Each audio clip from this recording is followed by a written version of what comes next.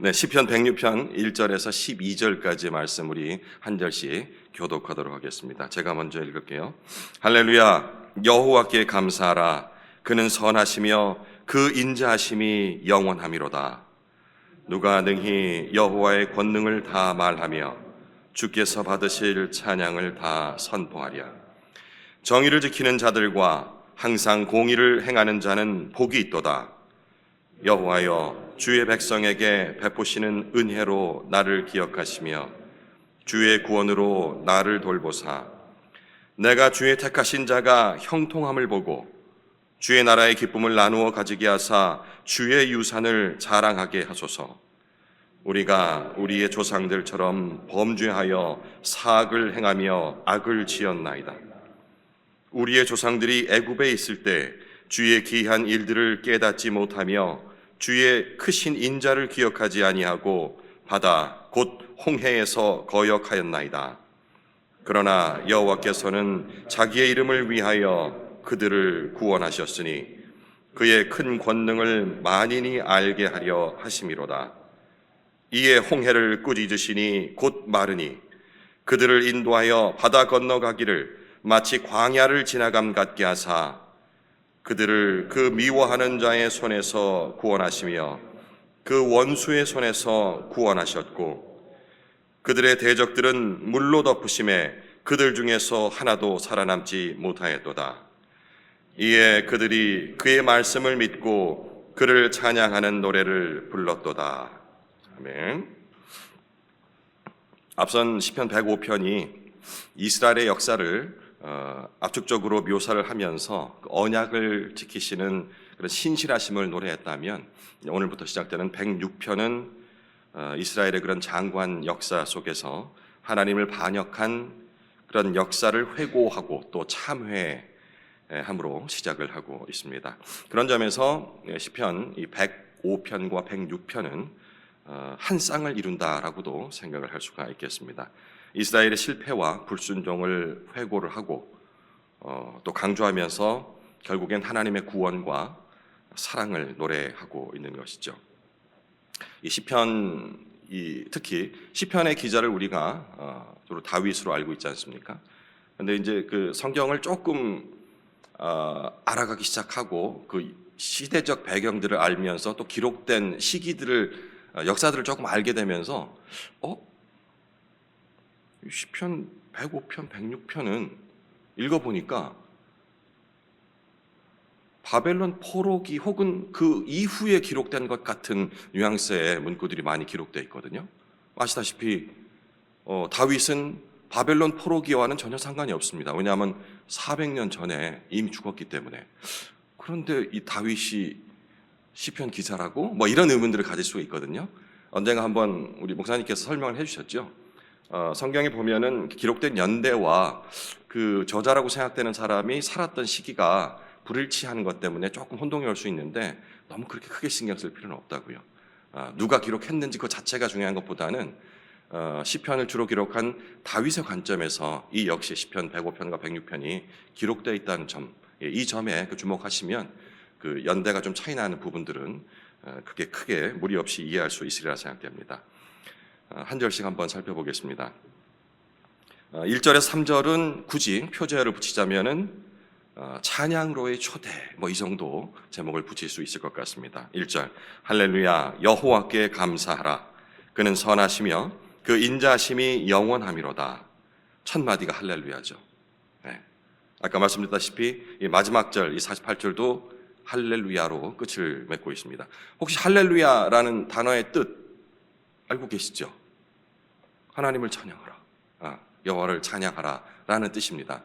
우리 교회는 비교적 좀 이렇게 그 정적인 모습들이 좀 많이 있기 때문에 이게 뭐 이렇게 할렐루야 뭐 이런 소리를 많이 하지는 않습니다만은 바깥에 소위 그 뜨겁다는 교회들, 이 뜨겁다라는 것은 제가 볼 적에는 그 표면적인 부분을 얘기하는 것 같아요. 뭐 우리 교회는 뜨겁지 않다 이런 개념은 아니고요.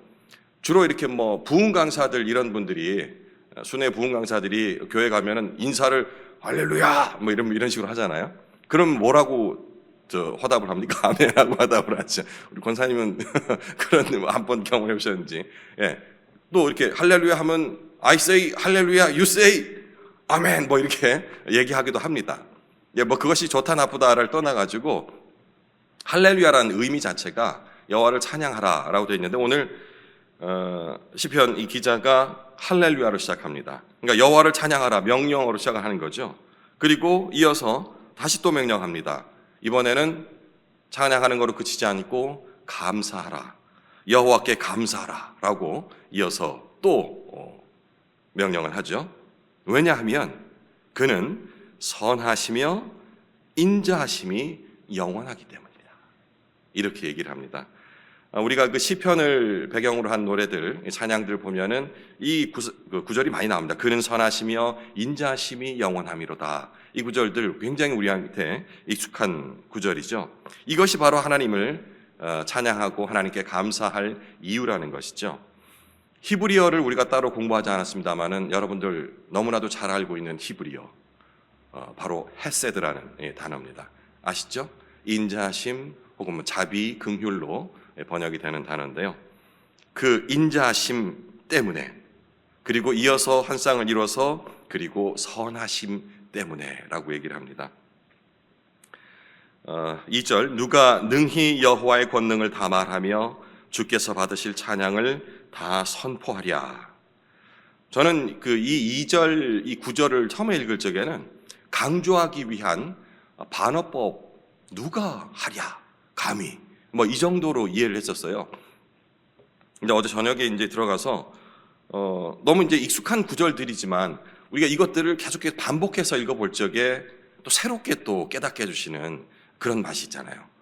2절이 어제 저녁에는 이렇게 또 저에게 와닿는 겁니다.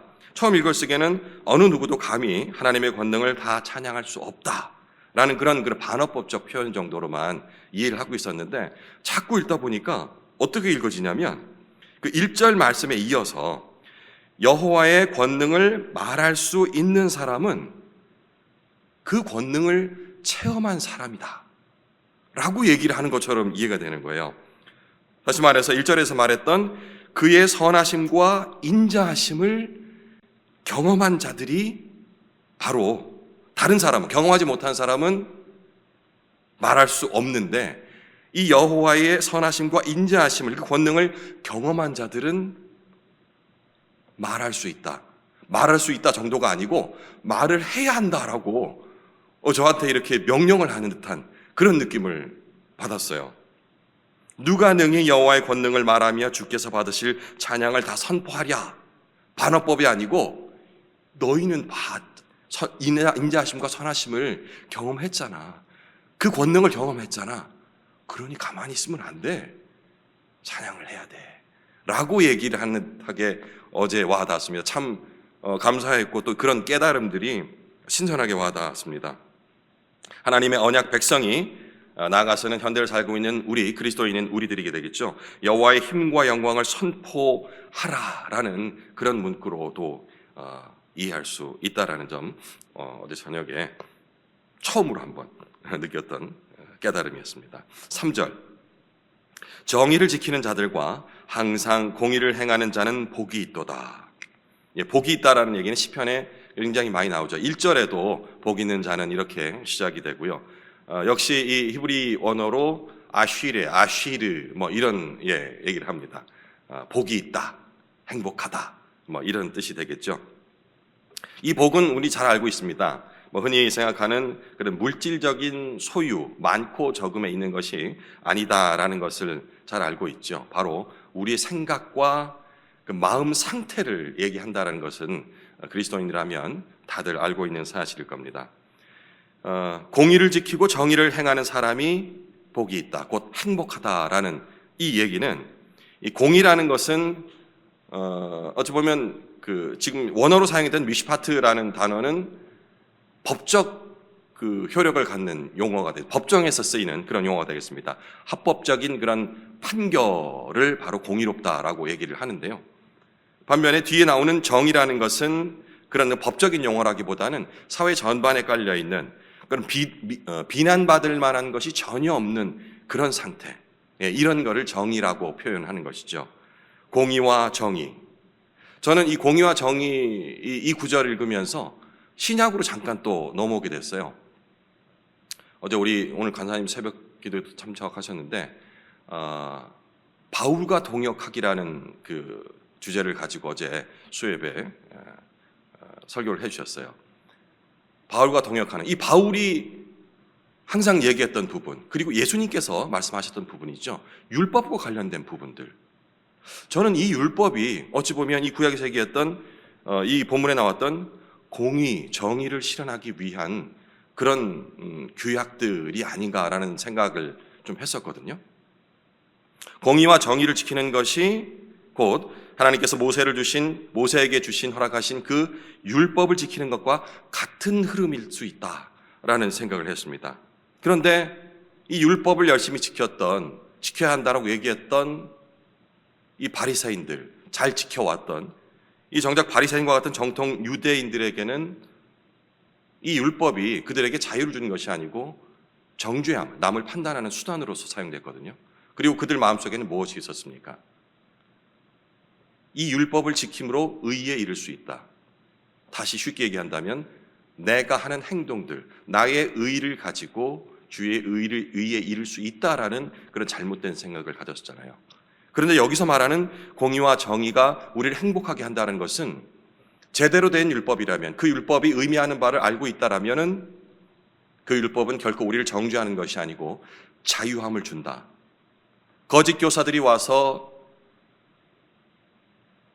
여러 교회들을, 데살로니가 교회를 흔들고 했던, 여기에 분노했던 이 바울의 그 심정은 제대로 된 율법을 믿고 있다면 자유함이 있어야 되는데, 우리가 가진 그 자유함마저 예수 그리스도를 구주라고 시인했던, 그로 인하여서 우리가 얻었던, 값없이 얻었던 그 자유함들마저도 흔들게 하고 있다라는 것으로 분노를 했지 않습니까? 여기 시편 기자는 공의와 정의를 행하는 자는 복이 있다, 행복하다, 자유하다라고 얘기를 하는 것으로 봐서 이 구약과 신약의 이 바울이 얘기하는 이런 내용들과 전혀 다르지 않다라는 것을 다시 한번 느낄 수 있었습니다. 정의를 지키는 자들과 공의를 행하는 자는 복이 있도다라는 말이 바로 그런 자유함을 누릴 수 있다라는 것으로 이해될 수 있다라는 얘기가 되겠습니다. 4절과 5절은 지속적인 그런 구원을 바라는 기도 내용이 기록되어 있죠. 4절, 여호와여 주의 백성에게 베푸시는 은혜로 나를 기억하시며 주의 구원으로 나를 돌보사. 시인은 여호와를 부르면서 당신의 백성에게, 이스라엘 백성에게 은혜를 베푸실 때 나 또한 자신을 기억해 주시고 또 당신의 구원으로 자기 자신을 돌봐 주시기를 청하고 있습니다. 언뜻 읽으면 개인적인 간청 같은 느낌이 좀 드는데요. 이어지는 5절 말씀을 읽어보면은 이것이 개인적인 그런 그 구원을 바라는 기도 내용이 아니다라는 것을 쉽게 알 수 있습니다. 내가 주의 택하신 자가 형통함을 보고 주의 나라의 기쁨을 나누어 가지게 하사 주의 유산을 자랑하게 하소서. 하나님의 자비에 의존하는 그런 그 시인의 믿음을 보여주는 함축적인 고백이라 할 수 있겠죠. 이 그리스도를 믿는다는 것은 어제 이렇게 얘기했습니다. 형제, 우리 성도들을 사랑함으로써 드러난다라고 표현을 했는데요. 이 믿음을 드러내는 방법들이 여러 가지가 있죠. 믿음이라는 것, 여기서 시인은 이렇게 얘기합니다. 하나님의 자비. 하나님의 자비라는 것은 무엇입니까? 우리가 뭔가를 해서 받아들여지는 것이 아니죠. 그냥 값 없이, 그리고 나는 아무것도 할 수 없다라는 것을 인정할 때에 비로소 베풀어지는 것, 선물과도 같이 주어지는 것이 바로 자비라는 것인데, 이 자비가 바로 이 시인의 믿음이라고 볼 수가 있겠습니다. 택한 자를 향해서 하나님이 부어주시는 그런 형통함과 기쁨, 여기서는 유산이라고 표현했는데요.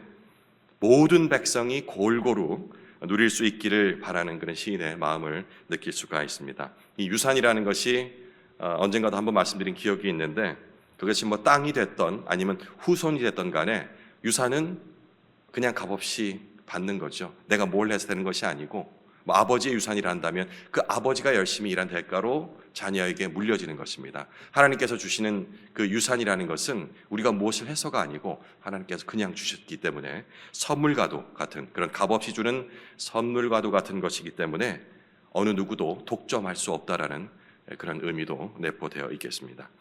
6절과 7절은 공동체의 그 지나간 죄에 대한 고백을 다루고 있습니다. 6절, 우리가 우리의 조상들처럼 범죄하여 사악을 행하며 악을 지었나이다. 이제 본격적으로 애굽의 노예로 있었던 그런 조상들처럼 하나님의 기이한 행적을 깨닫지 못하고 반역한 행위들을 고백합니다. 구체적으로 어떤 행위를 했다라는 것을 명시를 하고 있지는 않지만 우리 민족이 해야 할 일들을 놓치고 또 저버린 것을 언급을 하고 있죠. 그리고 7절에 이어서 조상들의 죄에 대해서 얘기를 합니다. 출애굽 때 하나님이 행하신 그런 기이한 일들을 깨닫지 못하고 앞서 말씀드렸던 하나님의 풍성하신 인자하심, 그 헤세드를 기억하지 않은 것이라고 7절에 기록하고 있죠. 우리의 조상들이 애굽에 있을 때 주의 기이한 일들을 깨닫지 못하며 주의 크신 인자를 기억하지 아니하고 바다 곧 홍해에서 거역하였나이다. 너무나도 잘 알고 있는 사건입니다. 바로의 군대에 뒤쫓기며 이스라엘 백성들이 출애굽해서 홍해 앞에 이르게 되죠. 이 홍해 앞에서 어떤 말을 내뱉습니까? 모세에게 막 투덜대잖아요. 창세기에 14장인가요? 우리를 광야에서 죽이려고 이집트에서 데리고 나온 것이냐? 이러면서 투덜대요. 사실 그들을 탈출시키기 위하여 하나님께서 이스라엘에게 애굽에 했던 그 10가지 재앙을 다 봤잖아요. 그죠? 뭐 들은 것도 아니고 직접 봤어요. 이 기이한 일들을 다 보고 그 이유가 무엇인지, 그리고 그 결과로 자신들이 탈출하게 되었음에도 불구하고 얼마나 시간이 지났을까요? 그냥 하다가 바로 바다 같은 그 홍해가 앞을 가로막고 있으니까 놔두지, 뭐하러 이 고생을 해서 우리를 여기까지 내서 결국 여기서 죽게 만드느냐라고 그들을 인도했던 모세에게 불평을 하고 있잖아요.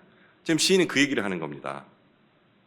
여호와께서 행하셨던, 우리 선조들에게 행하셨던 그 기이한들을 깨닫지 못하고 불평하고 있는 그 모습들. 하지만 여호와께서 많은 인해, 끝이 없는 인해, 그 헤세드와 같은 인해로 이스라엘의 반역에도 불구하고 하나님의 구원 역사가 쉽사리 끊어지지 않고 있다는 것을 얘기를 하죠. 이제 8절에서 12절까지 오늘 본문의 마지막 절인데, 여기까지는 이제 하나님의 구원을 찬양하는 내용이 담겨 있습니다. 8절, 그러나 여호와께서는 자기의 이름을 위하여 그들을 구원하셨으니 그의 큰 권능을 만인이 알게 하려 하심이로다. 이 구절 저처럼 잘못 이해하셨던 분들 혹시 계실지 모르겠습니다.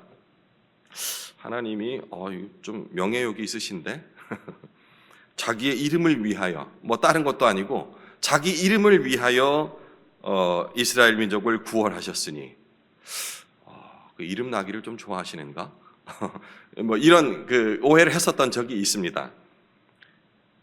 자기 이름을 위하여 구원하시는 의미가 뭘까요? 그렇다면 그 자기 이름이 뭔지 한번 먼저 생각을 해봐야 됩니다. 이 당시에 하나님을 칭하는 그 이름들이 몇 가지가 있습니다. 이 당시에는 여호와라는 이름으로 모세가 물었을 때 이렇게 대답을 해주셨거든요. 그리고 이 이름이 왜 중요하냐 하냐면, 모세와 약속을 하실 때 이 이름으로 약속을 하셨어요. 여호와란 이름으로. 그러면 자기의 이름을 위한다는 것은 내가 너희들과 한 약속, 모세와 한 약속, 이 언약이 계속해서 지켜질 것인데 그 이름이 바로 여호와란 이름이다. 내 약속을 지키겠다라는 얘기예요. 그러니까 내 이름을 열어 드러내겠다는 개념이 아니고, 내가 너희와 약속을 할 때 그때 내 이름을 여호와로 알려주었지 않느냐? 그 이름, 내 약속이 변질되지 않음을 증거하기 위하여서 내 이름을 위하여 그들을 구원하였다. 라고 표현하고 있는 것입니다. 관계를 보증하는 말이기도 하죠. 이스라엘은 하나님의 그런 기이한 모든 행적을 보면서도 그분의 뜻이, 그리고 그 일들의 뜻이 무엇인지 알려고 하지 않았습니다. 그래서 여호와는 홍해를 꾸짖어 바다를 말리셨습니다. 그리고 바다를 광야처럼 지나가게 하셨다고 9절에 기록을 하고 있죠. 이에 홍해를 꾸짖으시니 곧 마르니 그들을 인도하여 바다 건너가기를 마치 광야를 지나감 같게 하사. 어제 또 새롭게 와닿았던 그 단어가 꾸짖다라는 단어였습니다. 하나님께서 꾸짖는다 하니까 우리는 너무 당연하게 하나님이시니까 라고 생각할 수 있는데, 우리가 뭔가를 이렇게 누군가를 꾸짖는다, 어떤 행동에 대해서 꾸짖는다 할 적에 대부분 이것은 우리가 뭔가 가능한 부분에 한정돼서 얘기하지 않습니까? 자녀를 꾸짖는다 그러면은 내가 자녀를 변화시킬 수 있다. 우리 지체에게 꾸짖는다면은 내가 그 지체의 잘못된 점들을 얘기함으로써, 권면함으로써 고칠 수 있다. 그러니까 그 범위 내에요. 사람이라든지 그 정도. 그런데 지금 하나님은 자연 만물을 꾸짖고 계세요. 너무 당연한 것이라 생각했는데, 이 꾸짖는다라는 단어를 통해서 우리가 너무 이렇게 범위 자체를 협소하게 생각하고 있던 부분들이 광대하게 넓어지는 그런 체험을 했습니다. 홍해를 꾸짖는다, 바다를 꾸짖는다. 우리가 감히 할 수 있습니까? 예배 드리는데 바람이 왜 이리 부는고, 바람아 잠잠하라, 이렇게 할 수는 없잖아요. 하나님이시기 때문에 광대하신, 측량할 수 없는 그런 우주적인 왕권을 나타내는 단어가 바로 이 자연 만물을 꾸짖는다라는 그 단어가 아닌가라는 생각을 어제 문득을 했었습니다. 지난 시편 104편에도 이런 구절이 있습니다. 하나님이 산을 덮고 있는 물을 향하여 꾸짖어 물이 바다로 돌아갔다 라는 내용이 있거든요. 이게 가능한 일입니까? 산을 덮고 있는 물을 꾸짖어서 다시 바다로 돌아가게 하는 그 우주적인 왕권, 이걸 시인은 간단히 이렇게 표현하고 있습니다. 꾸짖는다라는 단어로서. 모든 것이 하나님 정하신 제자리로 돌아가도록 명령하시고, 심지어 필요하시다면 말려버리는 것까지, 홍해를 말려서 광야같이 만들어서 그 길을 걸어가게 만드셨다는 것이죠. 10절과 11절입니다. 그들을 그 미워하는 자의 손에서 구원하시며 그 원수의 손에서 구원하셨고, 그들의 대적들은 물로 덮으심에 그들 중에서 하나도 살아남지 못하였도다. 여기 미워하는 자와 원수는 다른 단어로 표현되어 있지만 동의어라고 볼 수가 있겠습니다. 잘 아시다시피 이들은 바로 이스라엘을 추격하던 이집트 왕의 군대를 얘기하는 것이겠죠. 하나님은 대적들로부터 자기 백성을 구출하는 것을 끝내지 않으시고, 시인은 하나님이 그들의 대적들을 물로 덮으시고 그 대적 중 누구도 살아남지 못하게 하셨다고 노래를 합니다. 마지막 12절. 이에 그들이 그의 말씀을 믿고 그 찬양하는 노래를 불렀도다. 저 개인적으로는 오늘 이 본문의 가장 핵심 구절이 아닌가 싶습니다. 이에 그들이 그의 말씀을 믿고 그를 찬양하는 노래를 불렀도다. 시인은 그때 자기 선조들이 여호와의 말씀을 믿었고 그를 향한 찬양의 노래를 불렀다라고 회고를 하고 있습니다. 출애굽기 15장에 등장하는 그 모습이 떠오르지 않습니까? 모세와 미리암이 백성들과 함께 부른 그런 노래와 춤, 이것이 바로 하나님을 찬양하는 행위였죠. 지금 이 시대를 혹자는 이 찬양이 사라지는 시대라고 평을 합니다. 찬양이라 하면 자꾸 우리가 그 노래 부르는 것, 이것으로만 한정 짓는 경우들이 많은데요. 찬양이 사라진 시대라는 것은 노래를 부르지 않는다라는 그런 얘기가 아닙니다. 근데 기독교 사를 공부하다 보면은 그 예배의 변천사를 공부를 할 수가 있거든요. 어떤 그 특정 교단을 말씀드리진 않겠습니다만은 우리나라의 교단이 아니고요. 미국에 있던 교단 중에 채 100년도 지나지 않은 그 시점이었습니다. 그때의 그 교단이 드리던 예배에서는 지금 우리는 이게 찬양을 즐겨 부르잖아요. 찬양을 부르지 않았어요. 그 교단을 주축을 하고 있었던 사람들은 음악을 전공했던 그런 사람들이었습니다. 그리고 음악과 신학을 공부했던 사람들이었거든요.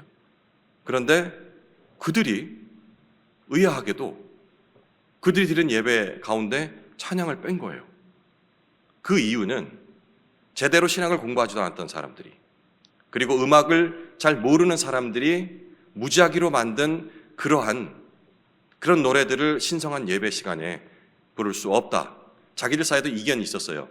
이 찬양이 예배 불러서 적당할 것인가 아닌가를 놓고서도 전문가들끼리 다툼이 있었거든요. 그러니 아예 예배 시간에 찬양을 빼자라고 해서 한동안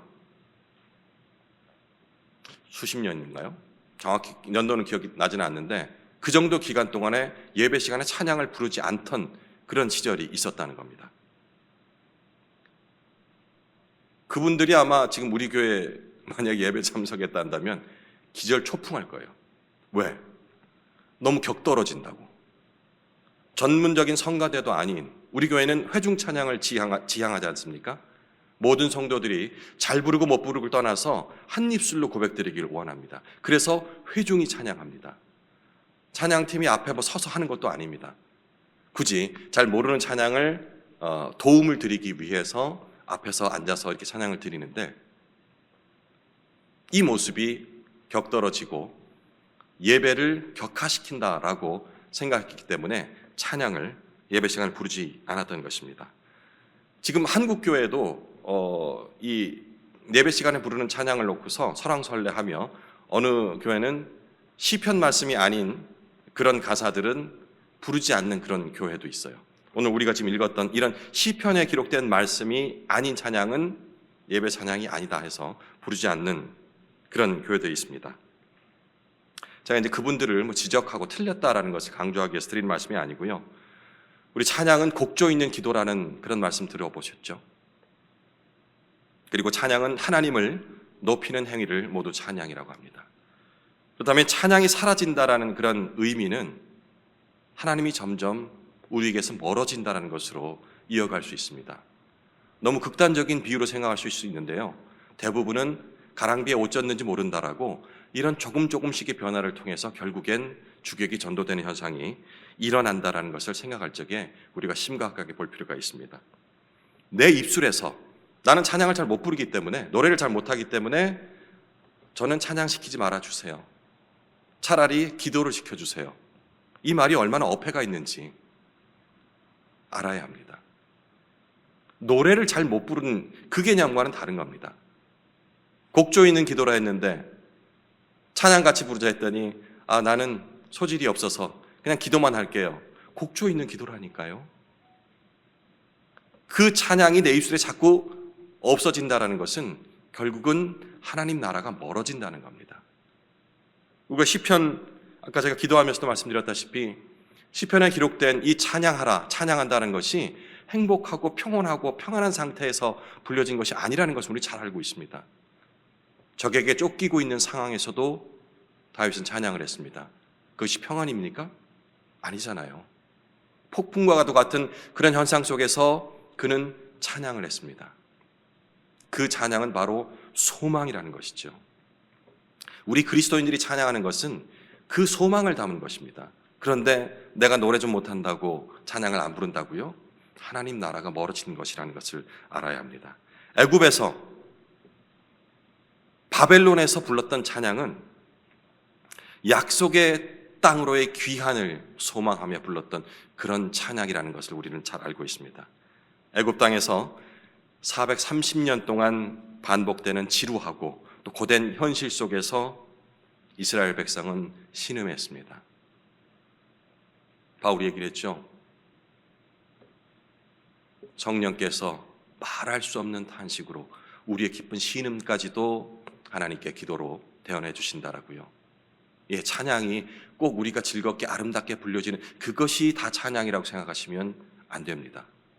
이런 신음까지도 우리의 찬양이 돼 하나님께 올려 드려질 때, 그때 비로소 구원이 우리에게 임하고 평안이 우리에게 임하는 것입니다. 하나님의 약속을 기억하지 못하고 깨닫지 못하면 결국엔 우리에게 오는 것은 불안입니다. 철저하게 홀로 남겨진 것 같은 그런 두려움에 사로잡히는 것이죠. 반대로 찬양이 있다면 그 불안을 이겨낼 수가 있습니다. 혼자가 아니라는 사실을 깨닫게 해주시기 때문이죠. 불안이 현재 우리가 부르는 찬양들을 먹어버릴 수 있습니다. 불안이 우리 찬양을 먹지 못하도록, 찬양이 오히려 불안을 잠재울 수 있도록 우리 입술에서 찬양이 떠나지 말아야 함을 오늘 시편 이 기자는 계속해서 할렐루야, 여호와를 찬양하라는 말로서 계속해서 노래하고 있는 것입니다. 또 우리가 기억해야 할 것이, 이 찬양과 기도라는 것이 고된 현실을 망각하기 위한 그런 아편과도 같은 그런 도피처가 아니라는 사실을 분명히 또 기억을 해야 될 것입니다. 이 찬양을 부른다는 것은 고된 현실을 잊어버리는 것이 아니고 직시를 한다라는 그런 의미를 또한 내포하고 있습니다. 하나님의 나라가 평안함 가운데 오는 것이 아니고 고된 현실 속으로 침투해 들어오기를 원하는 간절한 바람이 바로 찬양이 되어야 되는 것입니다. 고난 중에 기도하고 불안과 현실 속에서 공의와 정의를 노래하는, 그래서 그의 나라가, 주의 나라가 이 땅에 임할 것을 기대하는 고백이 바로 우리의 찬양이 되어야 되는 것입니다. 오늘 아침 찬양이라는 의미, 노래에 국한돼서 즐겁게 위로의 말씀으로 생각했던 그 범위를 더욱더 확장시켜서 고난 중에 나의 입술을 열어서 기도하는 그런 찬양이 이어지기를 바라는 마음을 남은 시간 계속해서 개인적으로 묵상 이어가시면 되겠습니다.